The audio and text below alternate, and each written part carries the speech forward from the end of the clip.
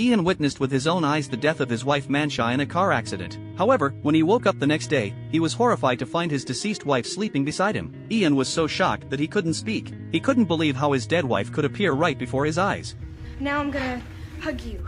It wasn't until Ian felt his wife's genuine warmth that his startled heart finally settled down. Ian held his wife tightly in his arms as if he had obtained a precious treasure, so he vowed to cherish the opportunity given by God to love her once more. He excitedly told his wife about everything that happened yesterday, but his wife only comforted him, saying it was just a dream. However, he soon discovered that everything from yesterday seemed to be happening again. His wife even said the same words as yesterday, and he inexplicably wore the same suit he had worn the day before. This made Ian feel uneasy. So when he decided to change into another suit, he remembered that yesterday, his wife burned her hand with a kettle while making breakfast. But when Ian hurried over to remind her, his wife picked up a handkerchief for protection. Fortunately, yesterday's scene did not repeat itself, and Ian's uneasy heart finally settled down. But what happened next made Ian realize that things were far from simple. Because while the couple was being intimate, his wife got burned by a curling iron, and the injured location on her hand was exactly the same as yesterday's. Instantly, a sense of unease surged through his heart, making Ian immediately doubt his previous judgment. To verify his guess again, on the way to work, Ian suggested trying a new route. Because he clearly remembered that yesterday, his wife was splashed with coffee all over by a passerby on that road. But just as Ian thought he could avoid the mishap by changing the route, the two people who spilled coffee yesterday drove by again. Ian instinctively protected his wife behind him, but yesterday's coffee spilling scene did not happen,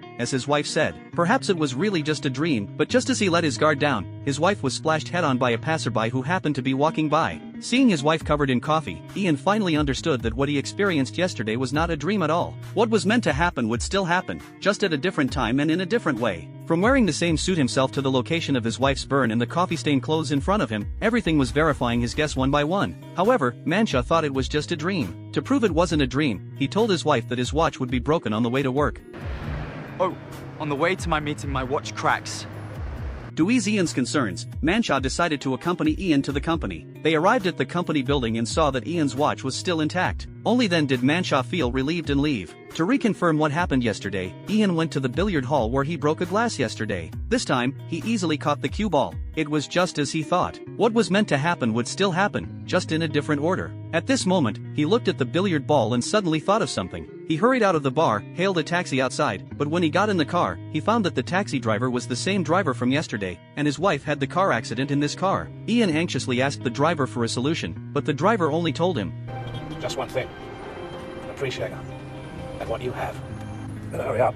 You haven't got much time." Ian didn't have time to think much and ran all the way. He found his wife in his friend's store. He wanted to take his wife and flee the city. He let his wife buy a ticket and go wherever she wanted to go. It wasn't until he saw the scenery along the way becoming more and more familiar that Ian realized his wife's most desired destination was actually his hometown. Mansha wanted to see Ian's parents and the school Ian attended as a child. Ian held back his tears. Only then did he know how much his wife loved him. The two walked on the little path home when suddenly it started pouring rain. They hurriedly ran into a cabin on the hilltop. Just as Ian was about to burn firewood for warmth, his arm accidentally hit the stove. He carefully rolled up his sleeve, and what he feared had happened. The glass of his watch was shattered. At this moment, he finally determined that no matter how hard he tried, what was meant to happen would still come. With tears in his eyes, he asked his wife, If you had one day left, what would you do?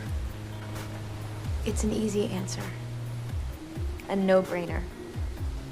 I'd spend it with you.